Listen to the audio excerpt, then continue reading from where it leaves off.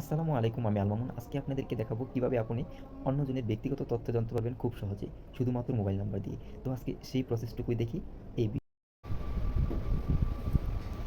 এখন থেকে আপনি যে কোনো অপরিচিত লোকের ফোন নাম্বার এবং ফেসবুক আইডি এবং হোয়াটসঅ্যাপ নাম্বার, ছবি সব কিছুই দেখতে পারবেন ডায়াল করে।